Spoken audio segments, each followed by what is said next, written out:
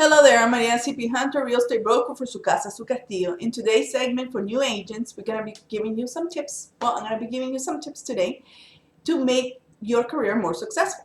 And I'm going to be looking down throughout the video if necessary, because I want to make sure I do not forget any other things I'm going to cover with you today. Number one is going to be having your house in order. Many people don't think about this too much, but basically you need to have your money in order before you go into this business, meaning you either have savings so you could pay your monthly bills that are due, or a source of income, or you have a part-time job until you have enough funds to be able to go full force as a salesperson in the industry. Otherwise, what's going to happen is that if you're going to have anxiety because you don't have money to pay your bills, you won't be able to serve your clients properly. And so you will not last long in the business and you will get discouraged really quick. This is not 2 weeks type of thing. Even in the fastest transaction, which takes 2 weeks on a cash transaction with no impediments in both ends, in the seller and the buyer, it still takes 2 weeks, even if everybody agrees and everything lines up. The average sale transaction takes about 30 days to 45 days because now the mortgage industry has a lot of more restrictions they have to meet before they close. So therefore, that's why it takes so long. So that's what I'm saying. You have to have this money in your funds, line up all your ducks in order before you go into the business. Make sure that either someone's taking care of that portion for you, either you have savings or you have a source of income. And number two is going to be investing in your business. You are your business. You are your business. And whatever people overlook this. Most people say invest is true in education, and that's number three. But number two is publicity, your image. Because if you don't put yourself out there, people will not remember. There's so many people get caught up with media. There's so much going on that you are irrelevant. And if you don't stay up in the forefront, they will forget.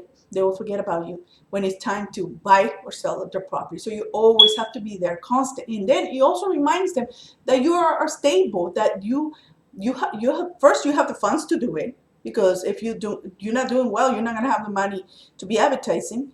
That you're stable and you're there when they need you, and they're reminded of you by you advertising. So publicity, whichever means you want to go about it, is super important. Number three is investing in your education. Not because you have to, not because the state regulates you, but because you want to. Because you want to be able to offer more to your clients, and you want to be in the up and up with all the current changes in the law, in the trends. Either that law is number one, of course, but the trends are like remodeling, what's new, and you want to be able to offer this to your customers, either as a consultation when you're going to sell, or as a buyer agent when they're buying. So it is important to invest 10 to 30% of whatever you make in your education constantly, and make it a habit. Make it a habit to always continue education for your own good, and not only in the industry, but educate yourself in other interests. Because what's going to happen is that you will meet people from other interests, and you'll be able to connect with them and offer them your service. So it's super important. The next one is going to be mentoring. You should get more than one mentor. You shouldn't be following only one person, because what's going to happen is that one person is going to get annoyed of you. And people are busy and they're worried. They're worried if they have a transaction, they're worried about their transaction. They're not going to be worried about you. And so it becomes overkill. And they may be flattered at the beginning, but after a while, you're going to become annoying. And so what you want to do is be able to have many people, mentor under many people.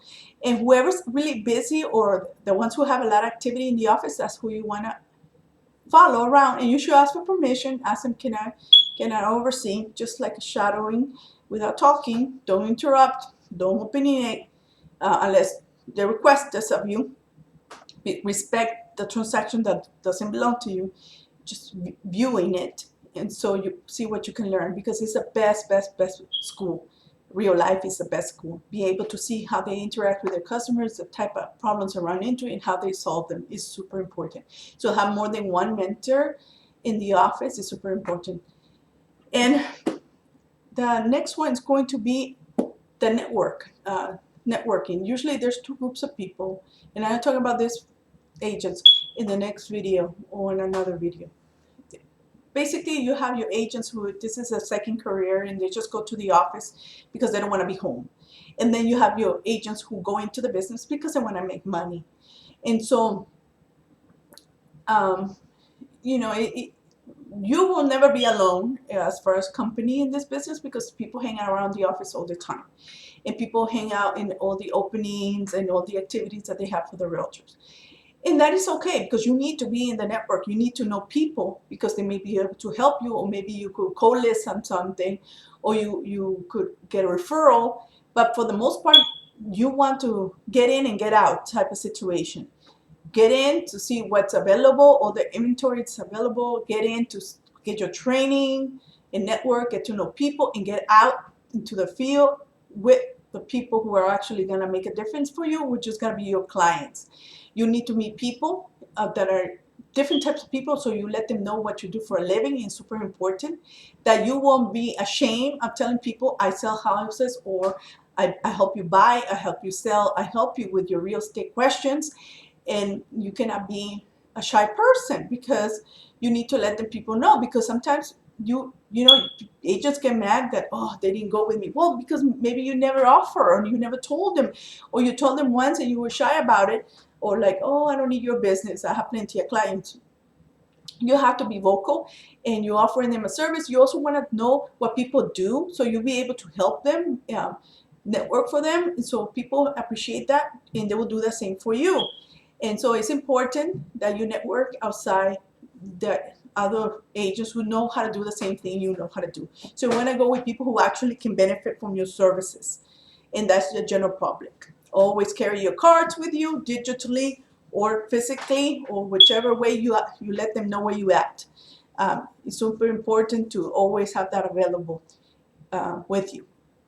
And the final tip I'm going to give you is that you should dress the part. You should dress well. It doesn't really matter if your client wears a t-shirt. It doesn't matter if you come in a swimsuit to buy a house. It does not matter. Client could do whatever they want. They're the client. But you, as a salesperson, as a representative of your client, if you are a buyer's agent, or you're representing the seller, you're representing their property, you should dress the part and you should have respect for the part. Of course, dress according to the environment you're in, the climate and such, but you're not selling something cheap. You're not selling something that is, you're selling something that is stable. That is why it's Cytos, it's stable. So you should consider that you're not the part and dress accordingly. It shows respect for what you're doing. It shows respect for the transaction, for the clients, and they look for the details. It's a first impression. I know I didn't make up the rules. The first impression is what people decide if they like you or not. And then once you open your mouth, then that's the way you retain your business. You retain their business through your mouth. But the initial few seconds they see you, they decide yes or no. And the way they see you is like, oh, this person don't care for this. They don't even care what other shoes they're wearing. You know, it's in the unconscious, unfortunately. And they'll determine based on that. So, of course, don't be so, you have to think of your clientele.